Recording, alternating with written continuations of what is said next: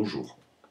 Cette vidéo afin de vous montrer le fonctionnement de l'import des fichiers de données de membres du club Polaris.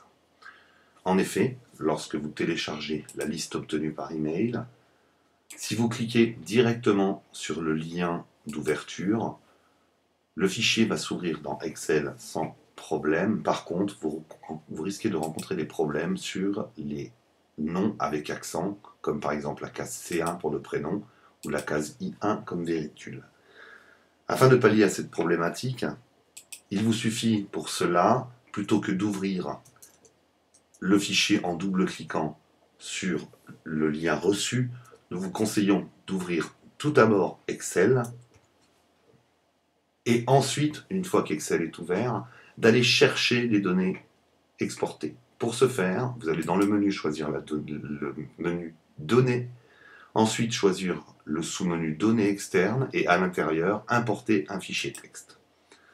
De ce fait, le système va vous proposer d'aller chercher dans votre navigateur le fichier reçu. Nous allons donc récupérer notre fichier export et nous allons lire les données.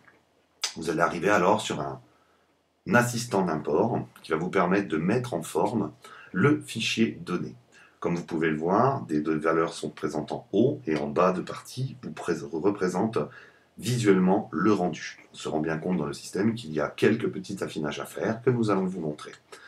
Dans l'étape 1, l'étape importante est de sélectionner l'origine du fichier et de prendre absolument l'encodage Unicode UTF-8. Une fois que c'est fait, vous passez à l'étape suivante, qui vous permet alors de déterminer le délimitateur de colonne, qui est ici par défaut la tabulation. Vous allez alors choisir le point-virgule, et vous voyez dans l'aperçu que votre fichier se met en forme en colonne par colonne. Vous cliquez sur le bouton suivant. Vous pouvez alors déterminer les valeurs de certains champs, exemple, afin de conserver les 5 chiffres du code postal plutôt que de le laisser en général. Nous vous conseillons de le passer en texte, ce qui permettra de conserver les zéros en début de liste. Vous pouvez faire la même chose sur tous les champs, en sachant que d'autres valeurs importantes peuvent être le téléphone ou autre en fonction des données exportées.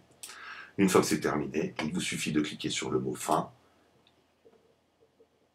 de l'ouvrir dans une feuille existante, et vous avez alors votre fichier au format correct. Comme vous pouvez le voir, le C1 prend bien en compte les accents, et la I1 véhicule prend également en compte les accents.